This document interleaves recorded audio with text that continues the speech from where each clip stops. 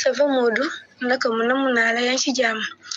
naka woo foofu dégg naa ñëw nga ba yaa ngi am jàmm bu baax a baax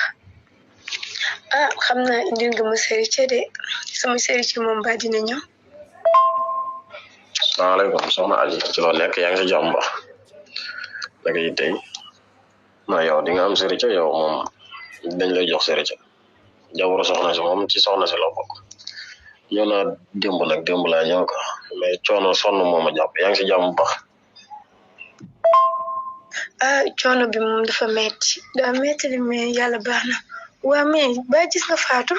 ba dalal na la bu baax a baax. waaw soxna Aji waaye coono bi de moom ça va mën nañ ko surmonter parce que li ñuy dund fële moo gën a métti quoi ins bi maa ngi nii Dakar quoi dafa am quelques business yu may gérer rek après su ma paree dinaa dem jege ko quoi tuuti parce que namoon naa ko mais yow su copine est-ce que yaa ngi koy dégg parce que man maa ngi koy woo nii jotuma ko quoi xaw ma ko am téléphone dafa fay quoi. Fatou jotoo ko kon baax na man de ins bi moo da am lu ma la bëgg a wax sax lu am important te mënuma la ko nëbbee moom danga sama góor bu baax nga moo tax am na yoo xamante ni moom su ma la ko nëbbee duma góor. waaw soxna Aji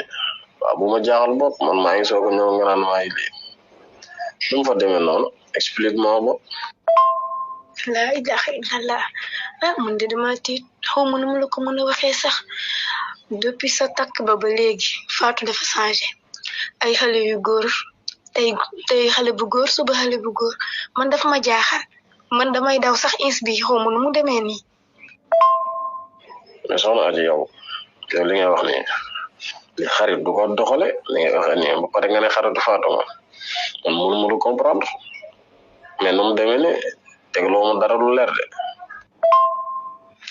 bañ nga ko ba wax ne xarit moo tax ma wax li yow xamee nga ma Fatou depuis xale ba léegi ñooy ànd comme nag su jaarul yoon dama la koy wax soo bëggee dégg dëgg Fatou du jànk waaw loolu laa am si lu ma lay wax. yow lan nga nekk di wax nii waaye bàyyi li ngay wax waaye man dinaa takk soxna jóge Italie nii jël sama xaalis presque lu tolloog 5 millions def ko ci nga naan ma ay du jànk man dinaa takk koo xam ne dem na bu dikk bu ma sonal waaye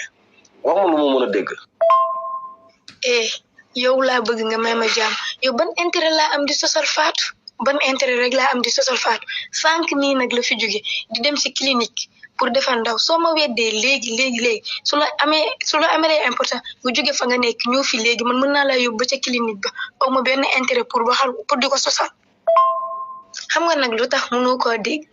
dafa fay téléphone am ndax fa mu nekk bëggul nga koy woo di xam fa mu nekk moo tax nag mu fay téléphone am soo ma gëmee baax na soo ma gëmul tamit baax na soo bëggee nag lu la leer ñëwal fii léegi ma yóbbu la. non Aji yow bàyyi li nga def kii mënuma def lii ak li ma financé ci moom yëpp yaakaar xale bu jigéen bu baax laa takk mu may def lii di monté ji ay ndaw ak lu nekk mu ci dugg non je ne peux pas comprendre ça maa ngi ñëw Mbour léegi li ma doon def yëpp yóbbante jàmbur yëpp dama koy arrêté ñëw gérer sama cas boobu. te j'espère que aussi li ngay wax bu baax dëgg la parce que mënuma bàyyiloo sama yitte yëpp may ñëw te li nga may wax li dara amu ci te bu ma ñëwee maa ngi ñëw léegi su ma ñëwee da nga may yóbbu ba fi mu nekk ma gérer ak loolu parce que man du ma nekk réew ma di liggéey sama xaalis ñëw di ko pasaree ci koo xam ne dafa day foowee ndawam yëpp loolu du ma ko j'espère bien que ne yow li nga may wax teg nga ko fu wóor